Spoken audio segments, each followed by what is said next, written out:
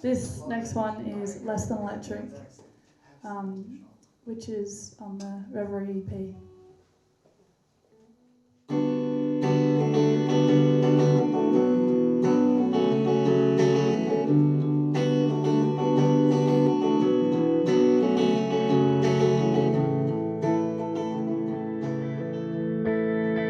We've come around to July again. It's been a while since I played by your side. You think I can actually answer this one. I think and it's so weird because it really did come naturally when we met. I definitely think the things I liked about Maia from initially meeting was already just like how she came in just like, I'm so sorry, I'm so late. And I was like, I like this energy. Yeah, well, it was just so candid. Like, it wasn't like you were trying to pretend to be like anything. I was just like, she's just late. no need to pretend it was less than electric. No need to pretend. My earliest memory of playing music would have been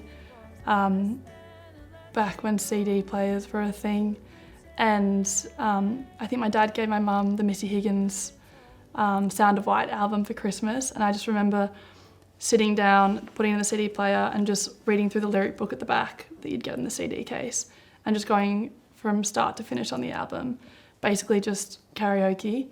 But then as time went on, I think I kind of realised that if I wanted to be a singer, I also kind of had to learn an instrument just so I could accompany myself. So then I started with piano, but then that kind of started to feel a bit like a chore. So then I went to guitar, and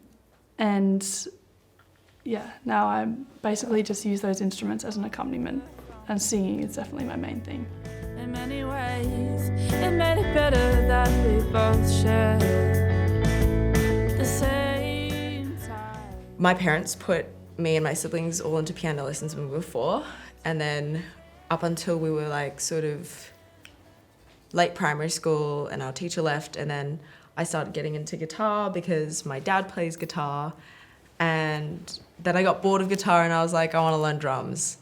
And my dad was like, are you sure about that? Like, 1, it's super heavy, 2, it's expensive. and then I was like, no, I just want to bang on some drums, and then that's pretty much how I got into drumming. And I had a great teacher in high school, and he really, I'd say he was one of the, I guess, reasons why, he's probably the main reason why I decided to choose music as a career, because he really nurtured like our relationship and my, I guess, musicianship. Less than electric, no need to pretend. No need to pretend it was less than electric, no need to pretend. No need to pretend it was less than electric, no need to pretend. Okay, sound check is when, before everyone comes to the venue, the sound engineers and the band come in.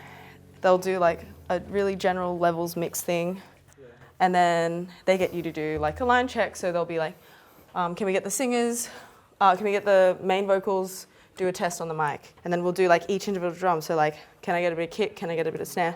Now give me a bit of time, and then you play kind of all the drums, and then you play through a few songs or whatnot, and then they make sure that everything sounds good for when everyone comes in.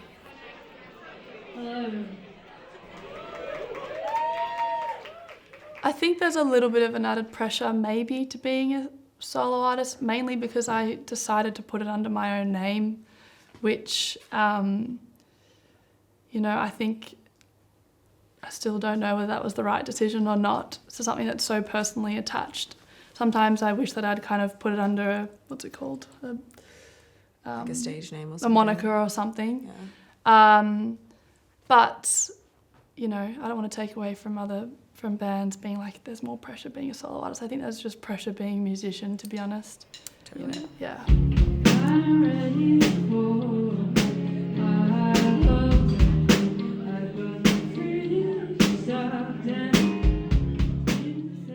The biggest crowd I've ever played in front of would be when I played with my band Coconut Cream at Lost Paradise. It was probably like over 300 I've seen the photos. It's definitely like 500 people. at least. But yeah, that was insane. And we played quite early.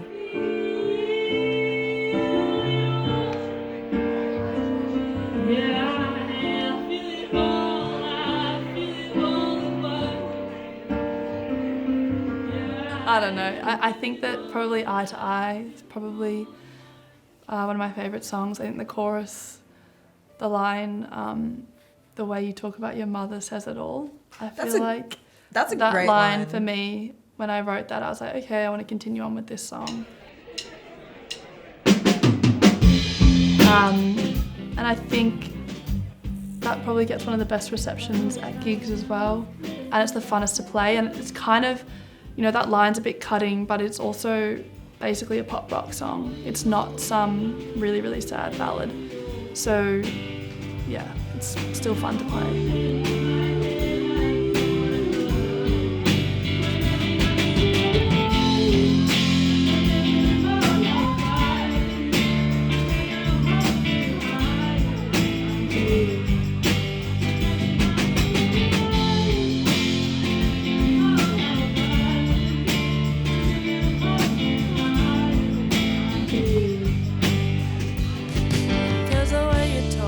About your mother says it all. Could anybody hear that? I couldn't hear the vocals.